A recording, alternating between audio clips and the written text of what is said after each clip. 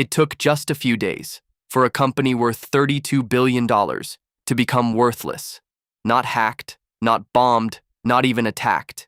It collapsed from the inside, and the people closest to it are finally talking.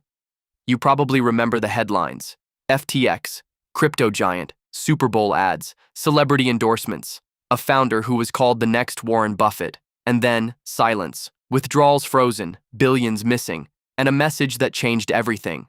We are sorry. This isn't just a story about crypto. It's a story about trust, power, and what happens when no one is really watching. Before the collapse, there was belief. The belief that finance could be rebuilt, that banks could be replaced, that a new system, faster, smarter, decentralized, was inevitable, and at the center of it all, Sam Bankman Fried. He didn't look like a typical billionaire: messy hair, cargo shorts, soft voice, but behind that image was something powerful: control.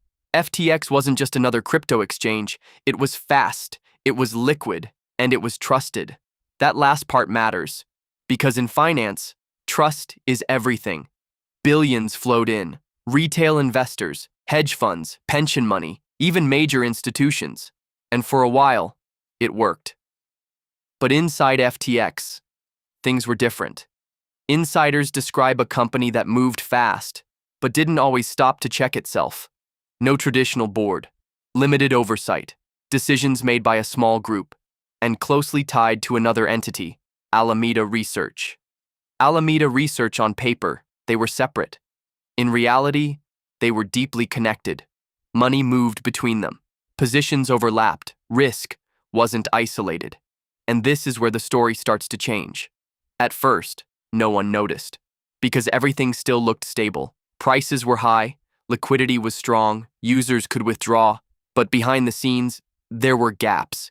Imagine a system where customer funds are quietly used elsewhere. Not stolen, at least not at first, just moved, leveraged, reinvested, exposed. That's what insiders began to realize. Too late. One former employee would later say, "We thought we were building the future, but we didn't know how fragile it really was." Then came the moment. A report.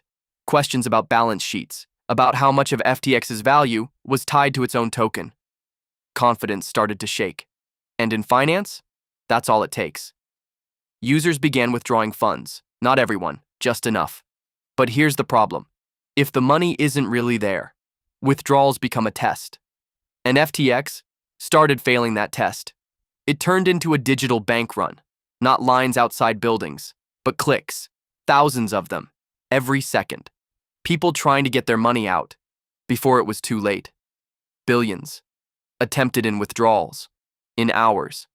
And that's when reality hit. FTX didn't have the liquidity. The system froze. Withdrawals stopped. Panic spread. And suddenly, one of the biggest companies in crypto was collapsing in real time.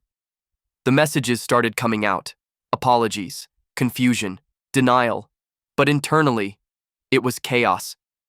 Insiders describe sleepless nights, emergency calls, desperate attempts to raise capital. At one point, a bailout was discussed. Even a rival exchange stepped in briefly. Binance. But after a closer look, they walked away. And that decision sealed FTX's fate. Within days, FTX filed for bankruptcy. Billions gone. Customers locked out. Careers destroyed. And a new question emerged. How did this happen? Now, we're starting to hear the answers from the people who were there. They talk about pressure, growth at all costs, the belief that they were too big to fail, and something else. A culture that didn't question itself enough. Because when things are working, no one wants to slow down. One insider put it simply: "We didn't think we were doing something wrong until it was already too late." But beyond the numbers, there are people. Families who lost savings, employees who believed in the mission, young investors who trusted the system. For them, this isn't just a financial story. It's personal. And that's what makes this collapse different. FTX didn't just fail as a company. It exposed something deeper. The risk of building fast without structure. The danger of trust without verification, and the reality that even in new systems, old problems can return. Greed, overconfidence, blind spots, technology changes, human behavior doesn't. So what do we take from this? Not fear, but awareness. Because this wasn't just about crypto. It was about how quickly things can rise and how quietly they can break. FTX didn't collapse in a moment. It collapsed in layers, decisions, assumptions, silence. And by the time the world noticed, it was already over. The real question isn't how it fell. It's how many others might be standing on the same edge, and whether we'll see it before it happens again. Thank you for watching. If you enjoyed this video, consider subscribing. Your support helps this channel grow and keeps the stories coming.